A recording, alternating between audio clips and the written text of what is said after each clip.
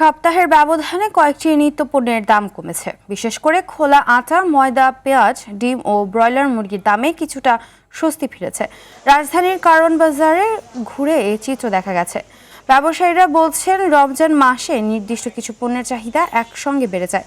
এতে শুরুতে দামের ওপর চাপ তৈরি হয়, তবে সরবরাহ স্বাভাবিক হলে বাজার কিছুটা স্থিতিশীল হয়।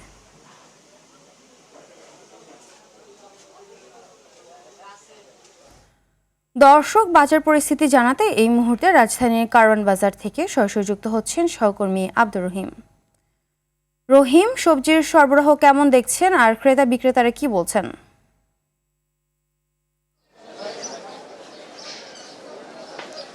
সপ্তাহের ব্যবধানেই কিন্তু দাম কমেছে। পেঁয়াজের 10 টাকা কেজিতে দাম কমে 40 টাকা কেজি দরে বিক্রি হচ্ছে পেঁয়াজ। এছাড়া দাম কমেছে আলু এবং কাঁচা মরিচের দাম কিন্তু কমেছে। কাঁচা মরিচ গত সপ্তাহে 180 টাকা বিক্রি হলেও সে মরিচ আজকে 80 টাকা কেজি দরে বিক্রি হয়েছে। এছাড়া করলা কিন্তু দাম কমেছে, 80 টাকা কেজি দরে করলা বিক্রি হয়েছে। ব্রয়লার মুরগির দাম যদিও কিছুটা বৃদ্ধি পেয়ে 200 থেকে 210 টাকা কেজি দরে বিক্রি হচ্ছে। দেশি মুরগির দাম বেড়ে 650 টাকা দরে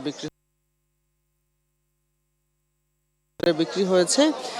আমরা যদি চালের বাজারের কথা বলি, চালের বাজার কিন্তু কিছুটা স্বাভাবিক থাকলেও দাম বেড়েছে।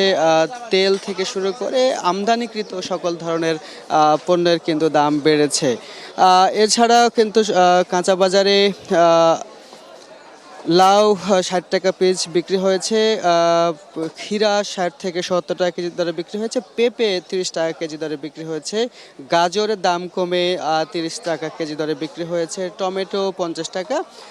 এছাড়া বেগুন, যেই বেগুনটি গত সপ্তাহেও দাম ছিল 100 থেকে 120 টাকা কেজি, সেই বেগুন দাম কমে কিন্তু 60 থেকে 70 টাকা কেজি দরে আসছে। এবং যে লেবু ছিল 160 থেকে 160 টাকা হালি, সেই লেবু কিন্তু 50 থেকে 60 টাকা হালি আজকে বিক্রি হয়েছে। মাছ মাংসের বাজার স্বাভাবিক থাকলেও আমদানিকৃত সকল দাম বৃদ্ধি রয়েছে।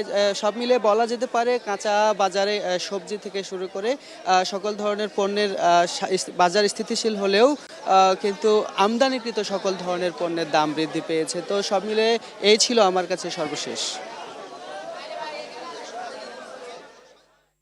ধন্যবাদ।